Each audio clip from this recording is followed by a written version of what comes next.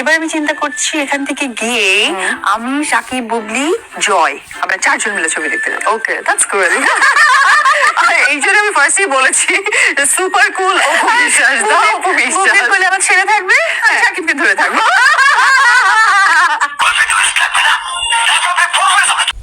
আসসালামু আলাইকুম, সবাই কেমন আছেন? আজকের খবরটা কীরকম বুঝতেই পারতেছেন যে বুবলি আর অপবিশ্বাস তারা সবাই একসাথে হয়ে যাবে।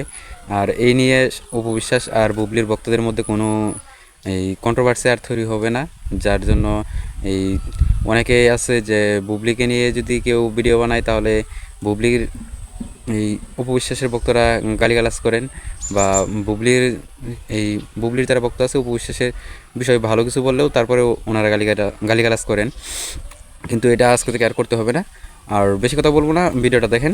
এবার আমি চিন্তা করছি এখান থেকে গিয়ে আমি, সাকিব, বুবলি, জয় আমরা 4 জন মিলে ছবি দেখতে যাবো। ওকে, দ্যাটস গুড।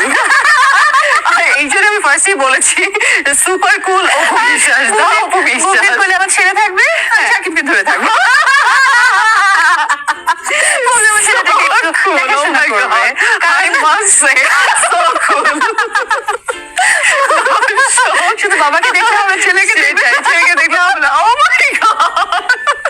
আমি ভাবছি যে এবার আমার ছেলেকে রেডি চেটি করে ওর কোলে দিব, আমরা 4 জন মিলে সিনেমা দেখতে যাবো। কারণ বাচ্চা তো একটু দুষ্টুমি করে, তোমার একটা লোক লাগবে। দেখো মানে দেখো, আমি বাচ্চা হওয়ার জন্য ইন্ডিয়াতে গেলাম, তখন বাচ্চা ছেলে বাবাকে দেখে রাখলো। এখন যদি ছেলে হয়ে গেছে, আমরা দেখতে আসছি একটা প্রোগ্রামে, ছেলেকে দেখো। এটা কিন্তু টু গুড ছিল। I don't know যে বুবলি দেখছে কিনা। দেখলে মেবি সেও ইন্সপায়ার্ড হবে যে বাচ্চার মধ্যে তো ফ্যাসিনেশনটা আরো বেশি আমার মনে হয় বুবলি বাবার থেকে। স্পেশাল গিফট অফ কোর্স বাবাই দিবে। হ্যাঁ, না ও অ্যাকচুয়ালি তো কোনো কিছু কিনতে পারে না, এটা হচ্ছে কি সাকিবের সবচেয়ে একটা বদ অভ্যাস বলতে পারবো। ও সবকিছুই ছেড়ে দেয়। ইনফ্যাক্ট মানে পানি খেলেও ভাববে যে গ্লাসটা আনতে হবে, এটা তোমরা কিনে নিয়ে আসো, আমি কখনো আনবো না। অনেকে আছে না যে দেশের বাইরে গেলে কোনো টুকিটাকি জিনিস কালেকশন করে, ডিফারেন্ট কিছু দেখলে নিয়ে আসে, এটা আমি আজ অব্দি সাকিবকে দেখিনি। বাট যেটা হয়েছে যে আমাকে বলেছে যে তুমি আমার বাচ্চা বা তোমাদের সবার ড্রেস দিয়েছি, ইনফ্যাক্ট ড্রেসটা গিফট করা। তাহলে তো গিফট করেছে। না, ও ড্রেস গিফট করেনি, টাকা গিফট করেছে, টাকা কিনে নিবা। হ্যাঁ, তো সেটা নিয়ে মাঝে মাঝে ঝগড়া হয় যে কেন তুমি আমার ইউজ টু, বিকজ আমি দেখে আসছি সে এরকমই করে আসছে, জাস্ট ইউজ টু আর কি। এখন আমি জেনেই যাই যে সে কিছু কিনবে না, আমাকে কিনতে হবে। তো তুমি শাকিব খানকে কি গিফট করেছো? আমার ছেলে। আমি কিন্তু তোমার সব ইন্টারভিউ গুলো দেখে দেখে আমি তো তোমার ফ্যান হয়ে গেছি। সো কারণ তুমি এত সুন্দর করে কথা বলো, এত সুন্দর স্পিচ দাও। এক এক জায়গায় তোমাকে অধ্যাপক বলা হয়েছে, কিছু জায়গায় বলা হয়েছে কি করবো থেকে স্পিচ করবো। এখন কথা হচ্ছে যে শিক্ষা যোগ্যতা একটা মানুষের থাকেই, না হলে তো আর কখনো কেউ কোনো একটা ইন্ডাস্ট্রি বা কোনো বিলং জায়গাটা করতে পারে না। সুপার শিক্ষিত না হলে অধ্যাপক তো কেউ বলে। আচ্ছা, তবু আজকে আমরা যেহেতু ফ্যামিলি নিয়ে একটু কথা বলতে চাচ্ছিলাম, তো তোমার শুরুর গল্পটা একটু জানবো যে কিভাবে চলচ্চিত্রে এলে। আমরা শুনেছি তুমি নৃত্যশিল্পী ছিলে, বা পরিবারের সাপোর্ট কতটা ছিল? পরিবারের সাপোর্টের মধ্যে সবচেয়ে বেশি সাপোর্ট ছিল আমার মার আর আমার চাচার, কারণ তারা দুজনেই ভীষণ কালচার পছন্দ করেন। তারা ছোটবেলা থেকে চাইতেন যে আমি নাচ শিখি, স্কুলে যে প্রোগ্রামগুলো হতো সেখানে আমাকে তারা অ্যাটেন্ড করাতো। সিনেমায় আসার ব্যাপারে আমার বাবার একটু কনফিউশন ছিল যে সে কখনো চান না, কারণ আমার রিলিজন তো হিন্দু, বিয়ের পর হয়তো রিলিজনটা চেঞ্জ হয়েছে। তো আমার রিলিজনে হতো কি যে পুজোতে এরকম আমরা কোনো শপিং করব, বাবা কখনোই আমাদেরকে পাঠাতেন না মার্কেটে গিয়ে তোমরা শপিং করো, আমাদেরকে বলতে যে পাশে একটা ড্রেস এনে দিয়ে দিত, এখান থেকে চুজ করে তোমরা নিয়ে নিবা। মানে আমার বাবা ভীষণ খুব মানে টাইট বা কনজারভেটিভ ভাবে, আমরা ছিলাম ওই রকম, কিন্তু সাপোর্টটা খুব বেশি পেতাম মা এবং কাকার থেকে। আর সিনেমায় আসাটা অ্যাকচুয়ালি ওনাদের দুইজনের হেল্পে আমার অ্যাকচুয়ালি আসা। আমি দেখেছি যে সবচেয়ে অপবিশ্বাস বলেছে কয়েকটা জায়গায় যে আমার লাইফে সবচেয়ে বড় ভুল মনে হয় বিয়ে করা। সো কি মনে হয় বিয়ে করাটা সবচেয়ে বড় ভুল, নাকি মনে হয় যে দূর চলচ্চিত্রেই যদি না আসতাম তাহলে এত কিছু হতো না? সো এগুলো আসলে দুটা সেন্সে বলবো। সেটা হচ্ছে যে ফার্স্ট কথা, একটি কথাই বলবো, বিয়ে করাটা আমার ভুল। এটা আমি এই সেন্সে বলেছিলাম কারণ আজকে আমার ফ্যামিলি পরিচিতি টিভির মাধ্যমে হয়েছে, এটা না হলেও হতে পারতো, নাও হতে পারতো। কারণ আমি বেলা শেষে তো আমি একজন মানুষ, এটা তো অস্বীকার করার কিছু নেই। আর প্রত্যেকটা মানুষের চাওয়া পাওয়া কিন্তু খুব বেশি একটা না, খুব ছোট ছোট চাওয়া পাওয়া। সেটা যদি মানুষের লাইফে কোথাও একটু ফুলফিল না হয় তখন অনেক কিছু ফিল করে। সেই দৃষ্টিকোণ থেকে হয়তো আমি একটা জায়গায় বলেছিলাম যে আমাকে আমাকে র্যাপিড ফায়ারের মতো বলা হয়েছিল যে জীবনের ভুল কোনটা, তো আমি বলেছিলাম বিয়েটা। আবার একদিক থেকে চলচ্চিত্রকে সাধুবাদ জানাবো যে আজকে চলচ্চিত্র না থাকলে হয়তোবা আমাকে কেউই চিনতেন না। আমি অনেক বড় কিছু হতাম, জন্ম নিয়েছি, একদিন মরতে হবে, বাট আজকে আমি যদি মারা যাই আমার মনে হয় যে কোটি মানুষ কাঁদবে কোটি মানুষ তোমার কাঁদবে এবং প্রত্যেকটা ঘরে ঘরে আমাকে নিয়ে একটিবার আলোচনা হবে। এটা সৌভাগ্যের ব্যাপার, এটা চাইলে কেউ পায় না। সো লাইফে ভালো মন্দ নিয়ে তো একটা লাইফ গড়ে ওঠে। সো বিয়েটাও এবং চলচ্চিত্র দুটোই আমার কাছে ভালো মন্দের মতো। ওকে, তো আপনাকে নিয়ে সবচেয়ে ভালো মন্তব্য কি শুনেছেন? সাকিব আমাকে বলতো আমি নাকি অনেক রাগী।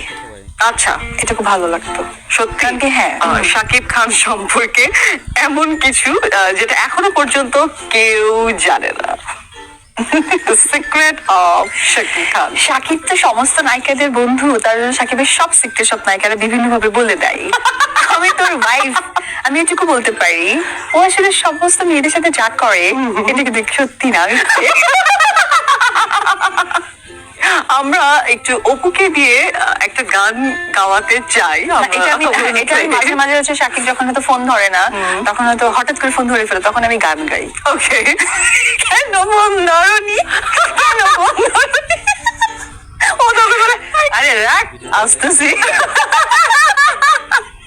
so innovative, oh my God! এটা কিন্তু শিক্ষা দিচ্ছে এখনকার কাপল। ইনফ্যাক্ট আমিও শিক্ষা দিলাম। কারণ কি আমি ওকে এত জ্বালাই ফোনে, এত জ্বালাই, কন্টিনিউয়াসলি ফোন করি। হ্যাঁ, Okay. তো ও এখন বিরক্ত হয়ে রাগ দেখালে, জানিস রাগ দেখালে আমি আরো ফোন দিব।